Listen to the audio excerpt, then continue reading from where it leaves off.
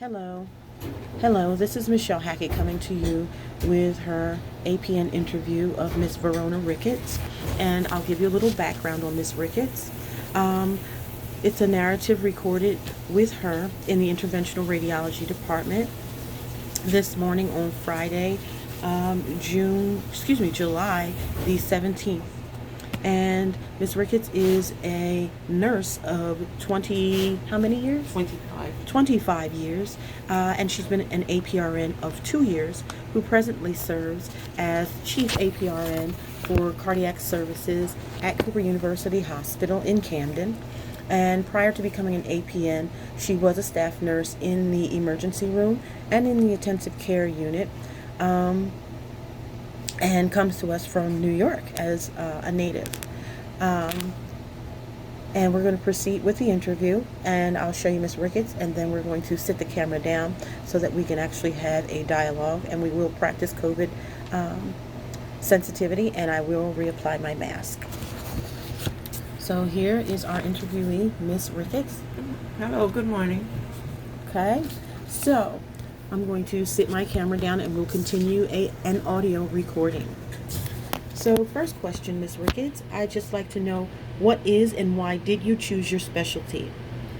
My specialty is in cardiology, and I chose it because as a staff nurse in the ICU, I was privileged to be selected to care for patient status post-cardiac thoracic surgery.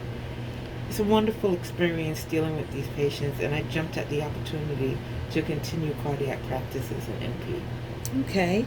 And how long have you been in practice as an NP? I know I mentioned that in your narrative, but you can let them know. I have been in practice as an NP for approximately 2 years now. Okay. And what two healthcare issues are most important to you? Two issues important to me would be equitable care for all, shall I say reduce disparities in care.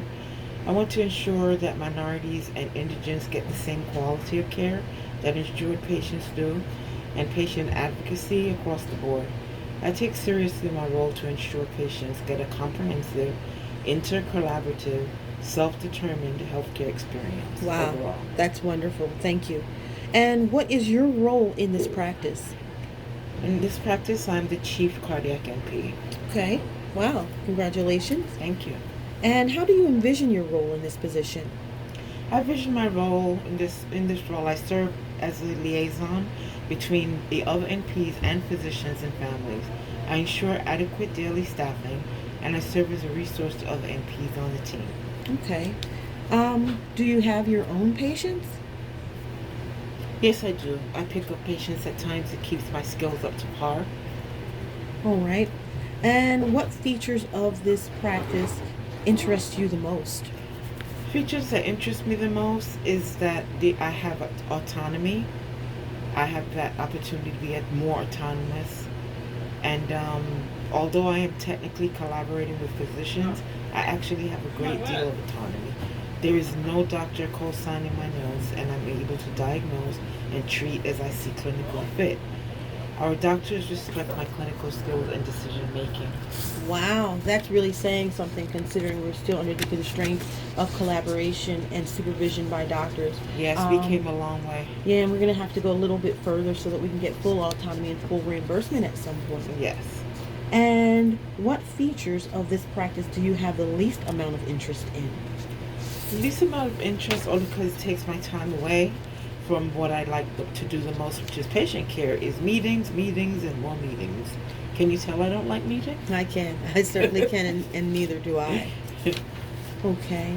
So, how do you remain informed about policy and regulatory changes in your capacity? Well, aside from getting multiple emails, some things I am kept abreast of through clinical discussions with colleagues, sometimes notification from my employer's administration, again via emails. I also have memberships to several professional organizations and receive journal subscriptions as part of my membership. Also, through my affiliation with the professional organization, I come across things they send me via email, again, and on their websites. Okay, all right. And what adjustments have you had to implement in practice due to changes in regulations? Well, we all know one of the biggest factors in our lives daily is due to COVID-19. We briefly to stop doing what were considered elective procedures that included things like stress tests, cath procedures that were emerging, watchman placement, and things like that. Okay. Yeah, the same thing for us in interventional. There were some things that we had to scale back. Yes. And things are now starting to pick back up just in the past maybe 2 weeks. How would you describe your style of clinical treatment and management? I would describe my style of clinical treatment and management as I don't know if I really have a style, however, but I do have a specific approach to patient care. My patients are always either admitted post-procedurally or from the emergency room. So I have the benefit of some history of the patient and I interact more on a personal level. I expand on the HPI with my own interview when possible. I then determine the patient's goals for treatment. I then develop a plan of care and place necessary consults to initiate the treatment. Okay.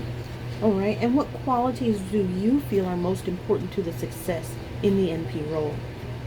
To For the success in the NP role, I think competence is very important. Confidence is absolutely a must. A genuine love for the profession and serving patients. Listening skills to ensure that the patient's goals, wants, and needs remain at the forefront of all decisions, and care planned and implemented. Okay. And last question, what has been your greatest challenge as an NP? The greatest challenge as an NP is to gain that respect from patients and families and some, although few, physicians. We came a long way as nurses. We're respected as nurses, and to be at the level of a doctor is hard to get that respect. Oh, I certainly agree. And it seems like our autonomy that we spoke about a little bit earlier with one of the questions is really tied to doctors' egos and gaining that respect. And believing that we actually have some of the same knowledge they have. Oh, yes, yes. Yes. I can understand the threat, but at the same time, we need to put our egos aside for the well-being of patients. Absolutely. But Verona, I would like to say thank you for giving me this time Sure. and opportunity to talk with you about the role that I'm getting ready to embark on. I'm proud of you of doing that. Thank you very much. You're going to do very well. Thank you. And we'll terminate this interview, and I will submit it and give you some feedback on what my colleagues have to say. Thank you. Thanks.